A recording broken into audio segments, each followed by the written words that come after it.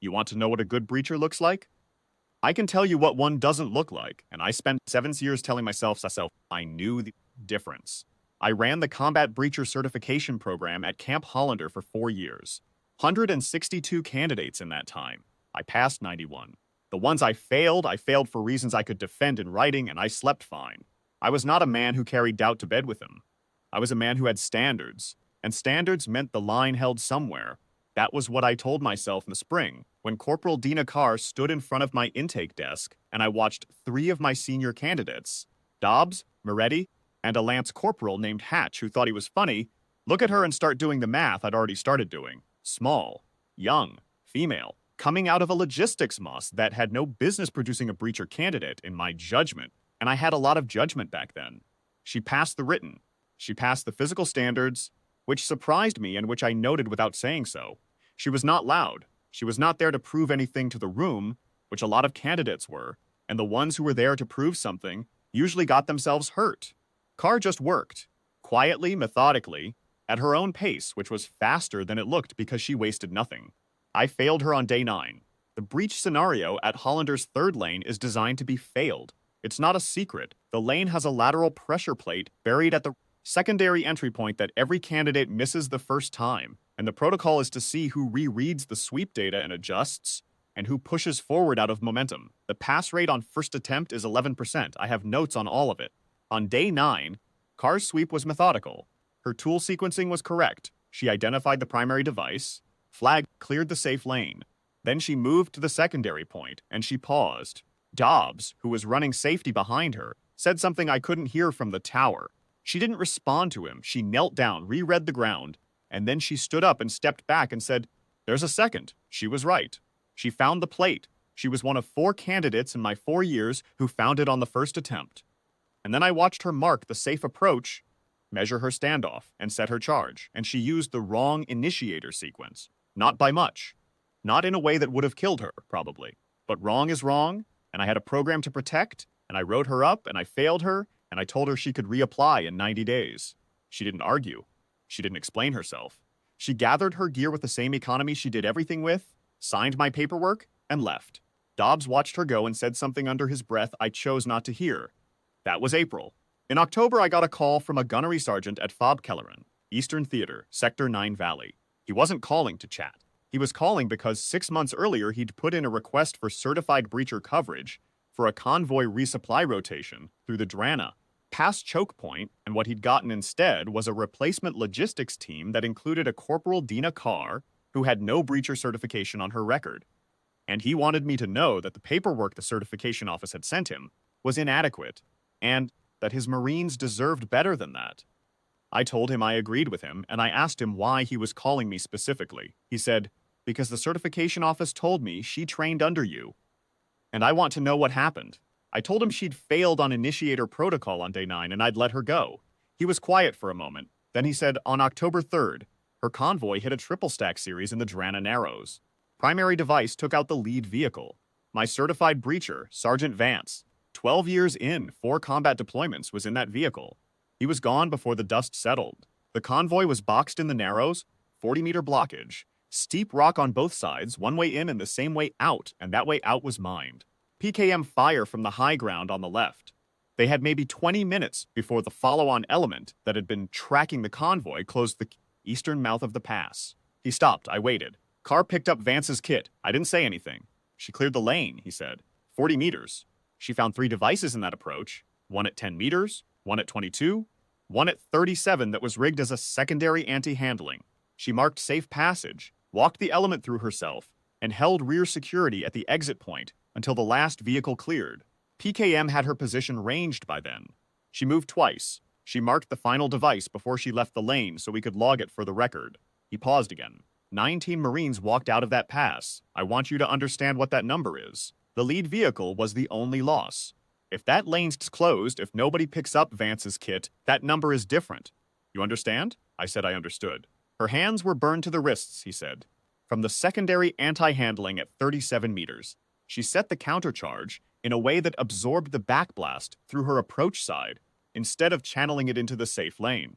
She chose that, deliberately, because if it channeled into the safe lane, The Marines behind her would have taken shrapnel. I wrote all of it down while he talked. Old habit. I write things down when they matter.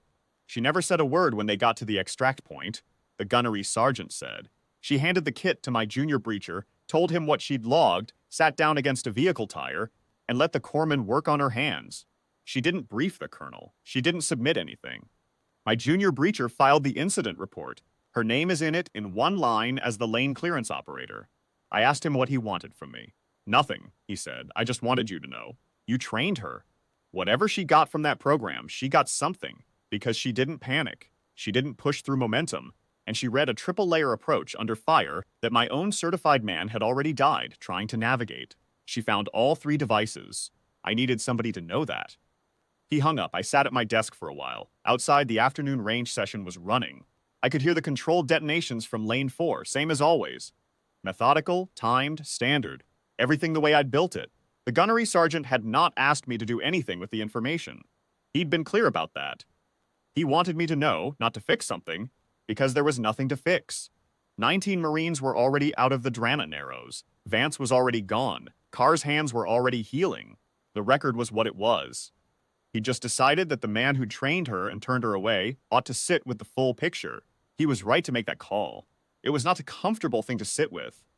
I thought about Day 9 a lot in the days that followed. I thought about it the way you think about a decision you were certain of at the time, going back to look for the seam where the certainty was wider than the evidence. I thought about the plate she'd found, that 11% moment, and the initiator sequence she'd gotten wrong, and the way I'd written her up without asking her once why she'd sequenced it the way she had. It's possible there was a reason. It's possible she'd made a judgment call under the conditions of the scenario, and the judgment was wrong. It's also possible that a candidate who could find a buried lateral pressure plate on first attempt had enough in her that I should have asked the question before I picked up my pen. I didn't ask. I failed her. I slept fine. I pulled her file from the cabinet and read it again, all the way through, looking at it the way I should have looked at it in April. At the back of the intake paperwork, behind her emergency contact sheet, there was a photocopy she'd included without comment. It wasn't required documentation. I hadn't noticed it the first time. It was a Silver Star citation. Korean Theater, 1952. The name on it was Thomas J. Carr. The action described was a defensive hold at a supply road junction. 4 hours, 2 men, enemy element of unknown size.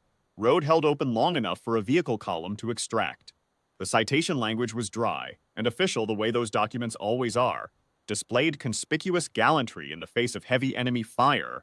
Directly responsible for the safe withdrawal of the column. Wounded during the final hour of engagement, and did not report his condition until the column had cleared the junction. Those 2 men were a corporal and a private. The corporal was Thomas J. Carr. I don't know why she included it. She didn't write a note on it. It was just there, behind the emergency contact sheet, like she put it everywhere she went, like it was part of her kit. In November, I drove to the forward medical facility at Kelleran. 3 hours each way on bad road. I had no orders for it. I told no one I was going. The ward corpsman told me she'd been transferred out 2 weeks prior. Hands healing.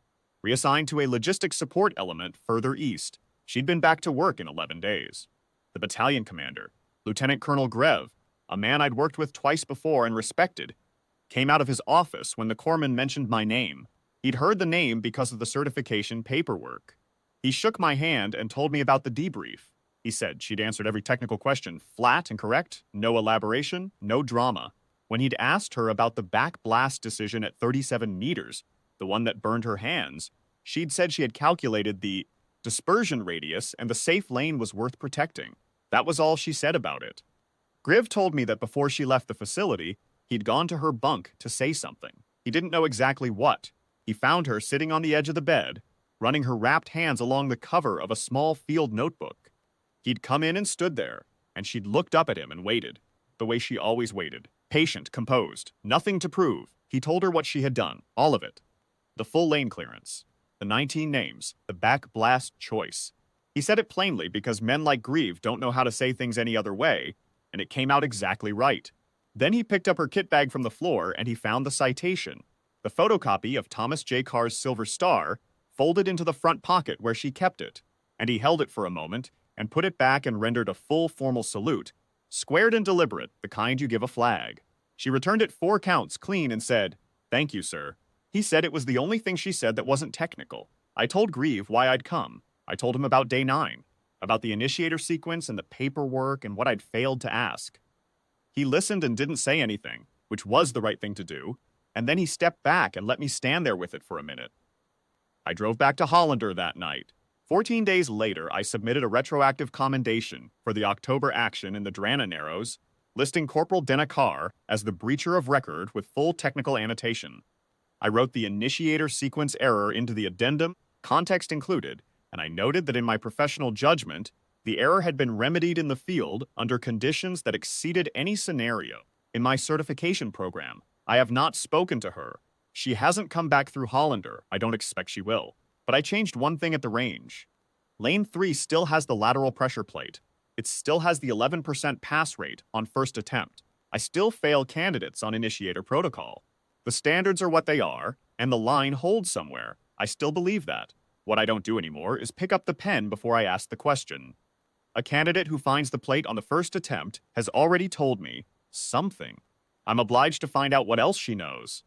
That's the thing I was too certain to do in April, and it cost me nothing but the chance to learn it earlier. It cost her a deployment cycle and burned hands, and a lane clearance that will never appear on her official record with the weight it deserves.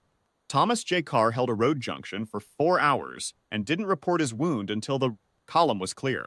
His granddaughter held the Drana Narrows on the same terms. I've read both citations more than once. They don't read like two separate things.